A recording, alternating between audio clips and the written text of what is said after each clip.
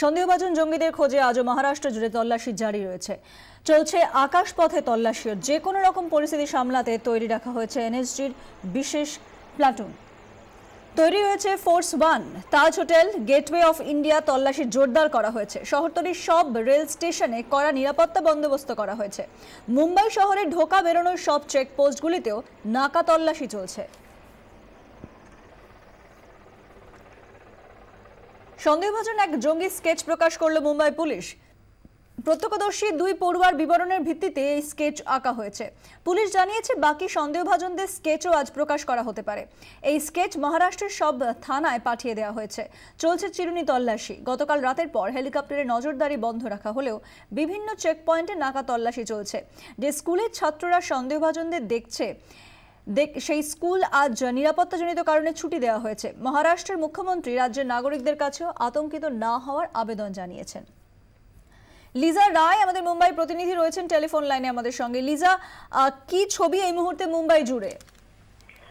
দেখো, গতকাল থেকে কিন্তু পুরো মুম্বাই, নভি মুম্বাই এবং থানে জুড়ে কিন্তু করা সতর্কতা জারি করা হয়েছে এবং সার্চ অপারেশন এখনো কন্টিনিউ হচ্ছে। কালকে যেভাবে 2 স্কুল পড়ুয়ার বিবরণের ভিত্তিতে 2টি স্কেচ প্রকাশ করা হয়েছে এবং দ্বিতীয় স্কেচটি যদিও এখনো এটিএসের তরফ থেকে কনফার্ম করা হয়নি, কিন্তু আমরা বিভিন্ন সূত্র থেকে দ্বিতীয় স্কেচটিও আমরা পেয়েছি এবং সেখান থেকে তাদের যে বিবরণ, যেই 4 জনকে তারা দেখেছে সশস্ত্র অবস্থা এবং তার মধ্যে 2 জনের মুখে কাপড় ঢাকা ছিল এবং 2 জনের মুখে কাপড় ঢাকা ছিল না, সেই বিবরণের ভিত্তিতে কিন্তু তাদের স্কেচ প্রকাশিত হয়েছে। এবং মুম্বাই বিভিন্ন জায়গা এবং যেগুলো হেভি ইনস্টলেশন যেগুলো আছে, যেমন BRC, Bombay high court, gateway of India, Taj hotel এবং মুম্বাইয়ের লোকাল স্টেশন, প্রত্যেকটা জায়গাতে কিন্তু সিকিউরিটি বিস্তার করা হয়েছে। নেভি থেকে শুরু করে কলকার সমস্ত জায়গায় তাদের পেট্রোলিং বোট দিয়ে, নেভি চপার দিয়ে বিভিন্ন জায়গায় কিন্তু সার্চ অপারেশন হচ্ছে। যদিও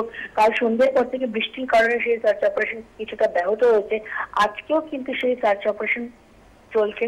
অর্থাৎ স্কুল ছাত্রদের কাছ থেকে পাওয়া যে তথ্য সেটাকে একেবারে উড়িয়ে না দিয়ে তাকে যথেষ্ট গুরুত্ব দিয়ে কিন্তু মুম্বাই পুলিশ, এটিএস এবং ফোর্স 1-এর টিমও কিন্তু এই মুহূর্তে মুম্বাইয়ে সবাই সব জায়গায় কিন্তু সার্চ অপারেশন চললো। এখনো সন্দেহভাজন কাউকে কিন্তু আটক করা হয়নি বা জিজ্ঞাসাবাদ করা হয়নি।